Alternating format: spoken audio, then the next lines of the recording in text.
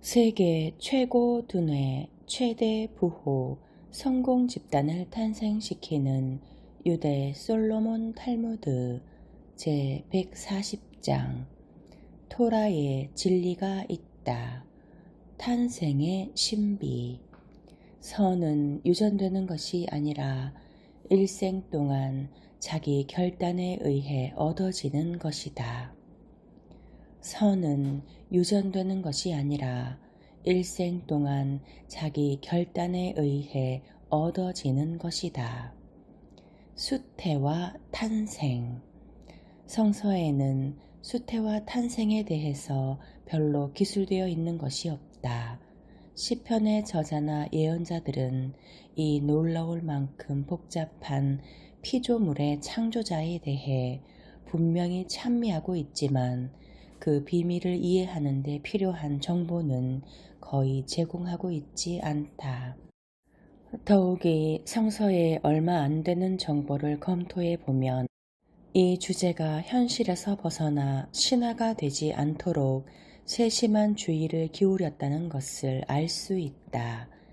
인류 최초의 아이가 탄생하는 과정을 더 이상 사실적으로 표현할 수 있는 방법은 없을 것이다. 아담이 아내 하와와 한자리에 들었더니 아내가 임신하였다. 거기에 신화적인 요소는 거의 포함되어 있지 않다. 성서는 은밀하고 미묘하여 신중을 기해야 된다고 생각되는 행위를 이처럼 직접적이면서도 무리 없는 말로 잘 표현하고 있다. 대체로 성서의 저자는 성의 문제에 대해 시침이 되는 태도를 취하지는 않는다.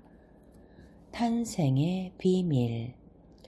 여자가 아기를 베어 사내 아이를 낳았을 경우에는 한 주간은 월경하는 동안처럼 부정하다.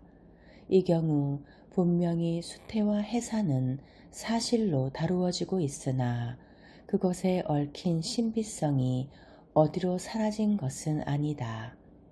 왜 해산 때문에 부정해지는가?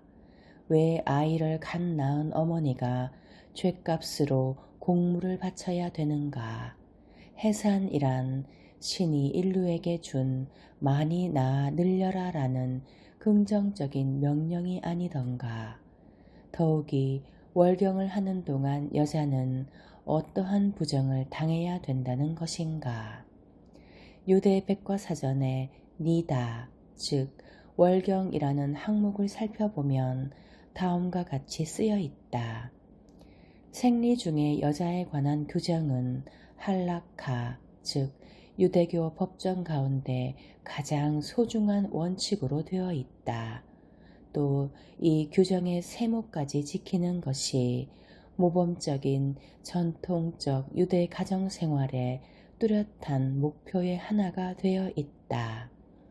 이 설명을 부정하는 사람은 있을 수 없다고 하면서 다음과 같이 계속된다.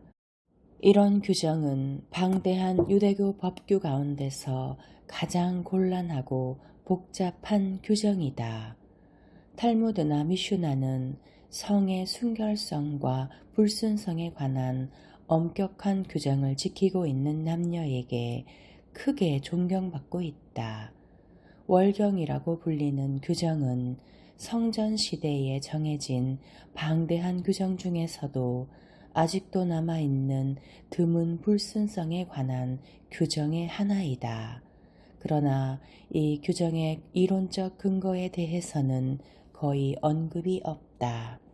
이런 규정에 대한 근거를 설명한 문헌이 갑자기 늘어난 것은 근대에 들어와서부터이다.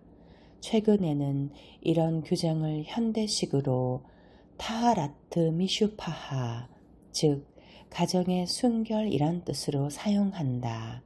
그리고 의학적 근거에서 시작하여 심리학적, 사상적 또는 사회학적, 나아가서는 우주적인 근거에까지 이르고 있다. 그러나 이런 근거를 모두 합쳐도 해명까지는 아직 멀고 합리적인 이론만 가지고는 불충분하다는 결론을 내릴 수밖에 없다. 월경의 규정은 수태와 해산이라는 신비의 일부를 이루고 있다고 밖에 생각할 수 없다. 이 신비를 밝혀보려고 탈무드 시대의 어떤 랍비가 인간이 지상에 태어나기 전에는 어떤 상태였을까 라는 의문을 제기하였다. 이에 대하여 3세기 랍비 심라이는 다음과 같이 대답했다. 자궁 속의 태아는 마치 노트처럼 접혀진 상태로 있다. 머리는 두 관자놀이에 받쳐져 있고 두 뒤꿈치는 볼기를 받치고 있는 듯한 모양이다. 웅크리고 있는 자세라고 해도 될 것이다. 머리를 무릎 사이에 묻고 입은 다물고 있으나 탯줄로 모태에 연결되어 있어 어머니가 먹는 것을 먹고 마시는 것을 마신다. 태아의 머리 위에는 빛이 비치고 그 빛으로 태아는 세계의 구석구석까지 다 볼 수가 있다. 인간의 일생에서 이 시기만큼 큰 행복감을 맛볼 수 있는 시기는 없다. 실은 이 시기에 태아는 신의 말, 즉 토라를 다 배워버리는 것이다. 그러나 세상에 태어나려고 할 때 천사가 가까이 와서 그 입가를 한번 툭 치면 그때까지 배운 토라를 다 잊어버린다. 전설에 의하면 누구나 윗입술에 패인 곳이 있는 것은 바로 이 때문이라고 한다. 탈무드 시대의 이런 묘사를 황당한 신화로만 치부해서는 안 된다. 이것은 프로이트의 학설이나 대형 사운드 스크린이 없던 시대에 인간의 탄생 이전의 존재성을 그려내려고 한 것이다. 세계의 구석구석까지를 다 본다는 구절을 탈무드는 탄생 이전의 세계와 이 세계를 꿰뚫는 인간의 상상력의 원천으로 해석하고 있다. 이것은 실제로는 한 번도 경험한 적이 없는데 마치 예전에 본 것 같은 느낌을 갖게 되는 현상인 기시감을 연상시킨다. 행복을 만드는 유대 사고방식, 깨달음이 머무는 곳, 하늘이 너의 모든 행동을 심판하리니. 도둑질하는 남자. 어떤 남자가 남의 밀밭에 밀을 훔치러 가면서 딸도 데리고 갔다. 남자가 말했다. 얘야, 누가 오지 않는지 주의해서 망을 보아라. 남자가 서서 밀을 베고 있으니 딸이 소리쳤다. 아버지, 누가 보고 있어요. 동쪽을 보았지만 아무도 없어서 아버지는 계속 밀을 베었다. 아버지, 누가 보고 있다니까요. 딸은 다시 한번 소리쳤다. 서쪽을 보아도 아무도 오지 않아서 아버지는 다시 밀을 베었다. 그런 뒤 몇 분이 흘렀다. 딸이 다시 소리쳤다. 아버지, 누가 보고 있습니다. 북쪽을 살펴보았으나 아무도 오는 기색이 없어서 아버지는 여전히 밀베기를 계속했다. 아버지, 누가 보고 있습니다. 딸이 또 소리쳤다. 남쪽을 쳐다보았지만 아무도 오는 기색이 없었다. 드디어 아버지는 화가 나서 말했다. 왜 너는 자꾸 누가 보고 있다고 하느냐? 나는 모든 방향을 살펴보았지만 아무도 오지 않았다. 그러자 딸이 말했다. 아버지, 누군가가 위에서 보고 있습니다. 수소뿔 위에 놓인 세상. 속죄의 날, 모세의 형인 대제사장 아론이 신전에서 숫소를 제물로 바치고 있던 중 그 숫소가 달아나고 말았다. 숫소는 암소를 만나 함께 살다가 송아지를 낳았다. 송아지는 성장하여 매우 건강하고 잘생긴 송아지를 또 낳았는데 그것은 온 세상도 맞설 수 없을 만큼 강한 숫소로 성장했다.